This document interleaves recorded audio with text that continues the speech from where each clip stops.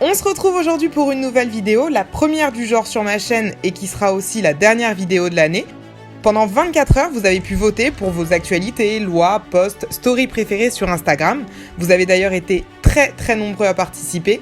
Et donc aujourd'hui, je vous propose de découvrir ensemble les résultats de vos votes. C'est parti donc pour les premiers awards du droit.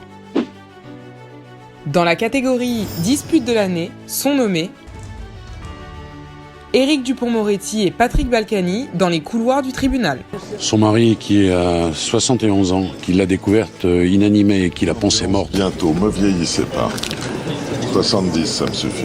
C'est ma femme qui a 71. Ouais, c'est pas bien grave. Jean-Luc Mélenchon lors de sa perquisition. Allez, enfoncez-moi cette porte. On va voir si on va m'empêcher d'entrer dans mon local. Allez, Au nom de quoi vous m'empêchez d'entrer dans mon local? La République, c'est moi! Et Gilbert Collard et Daniel Cohn-Bendit dans « Il vient de m'insulter ». C'est insupportable. Coupez-leur le micro. C'est insupportable. Monsieur Collard, vous n'êtes pas autorisé à insulter. Et le gagnant est Jean-Luc Mélenchon lors de sa perquisition. Et si les faits remontent bien à fin 2018, Jean-Luc Mélenchon a été condamné en 2019 à 3 mois de prison avec sursis, ce qui fait bien de cette vidéo une actualité de l'année. Dans la catégorie actualité insolite de l'année, sont nommés l'histoire de la clause de sandwich grec de Booba et Caris, l'histoire des tueurs à gages chinois qui avaient chacun demandé à une autre personne de commettre le meurtre et n'avaient finalement tué personne, et l'histoire de l'homme devenu millionnaire en achetant un tableau à 500 € alors qu'il en valait 30 millions. Et le gagnant est l'histoire des tueurs à gages chinois. En même temps, ça ne surprend personne et comme on l'avait dit, la morale de l'histoire, c'est on n'est jamais mieux servi que par soi-même. Dans la catégorie saga juridique de l'année, sont nommés la saga de la famille Manson et le débat de la gestation pour autrui. Le problème de Madame Manson, c'est qu'une gestation pour autrui, ça résoudrait son problème, mais la gestation pour autrui n'est pas autorisée en France. Elle est absolument interdite. La saga Vincent Lambert et le débat sur l'euthanasie. Les parents, eux, considèrent simplement que leur fils est un grand handicapé, qu'il doit être placé dans une structure adaptée et finir sa vie comme ça. Et enfin, sont nommés les 1000 affaires sur la question du port du voile en France. Est-ce que vous êtes favorable à l'interdiction du port du voile dans l'espace public? Oui, je suis favorable. Oui, je souhaite que le voile soit interdit dans l'intégralité de l'espace public. Désolé de vous le dire comme ça, il faut interdire le voile en France dans l'espace public. Le gagnant est l'affaire Vincent Lambert et le débat sur l'euthanasie. Et ça me semble être assez logique que ce soit l'affaire qui remporte le plus de votes, puisque elle a fait énormément parler d'elle depuis plus de 10 ans et elle s'est achevée cette année avec l'arrêt définitif des traitements de Vincent Lambert et sa disparition. Dans la catégorie meilleur débat juridique de l'année, sont nommés l'interdiction du port du voile pour les accompagnatrices scolaires, la création d'une nouvelle catégorie de personnes, la personne animale, et la suppression de la mention du sexe à l'état civil. Et le gagnant est le débat sur l'interdiction du port du voile pour les accompagnatrices scolaires, énième débat de l'année sur la question du voile en France, et a priori, débat qui a toutes les chances de refaire son apparition dans le classement l'année prochaine. Dans la catégorie personnalité juridique controversée de l'année, sont nommés Nicole Belloubet pour sa réforme de la justice. Faire de la justice une priorité.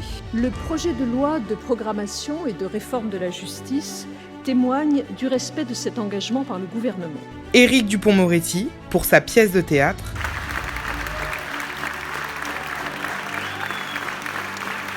Et Kim Kardashian pour son entrée à la fac de droit. Kim Kardashian West wants to become a lawyer. Yes. That's a good thing. Et le gagnant est Kim Kardashian. On lui souhaite donc une grande réussite et une grande carrière dans sa future vie d'avocate. Dans la catégorie meilleure story juridique qui a mis des codes de l'année, sont nommés la story sur le cartel des compotes, la story en immersion dans les plantations de cacao en Afrique, la story sur le site internet Banana Beauty et ses délais de livraison mal renseignés, et enfin, les stories Camille Descodes regarde la télé. Et le gagnant est... Le cartel des compotes et l'amende de près de 60 millions d'euros infligée par l'autorité de la concurrence aux fabricants de compotes en décembre dernier. Vraiment contente que vous ayez apprécié cette story et encore plus satisfaite de me dire que vous êtes peut-être poursuivi par des pensées juridiques, même en ouvrant votre frigo. Dans la catégorie meilleure proposition de loi étrangère, sont nommés l'interdiction prochaine de la commercialisation du foie gras à New York, l'interdiction de la cigarette électronique en Inde et l'encadrement du mariage polygame en Guinée. Et le gagnant est, et sachez que ça s'est joué à une trentaine de voix d'écart seulement,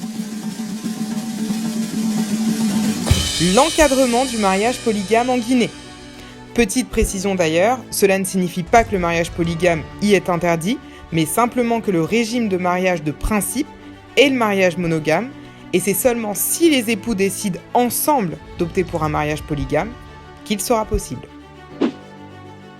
Enfin, vous le savez, il ne peut y avoir de cérémonie d'awards sans prix d'honneur.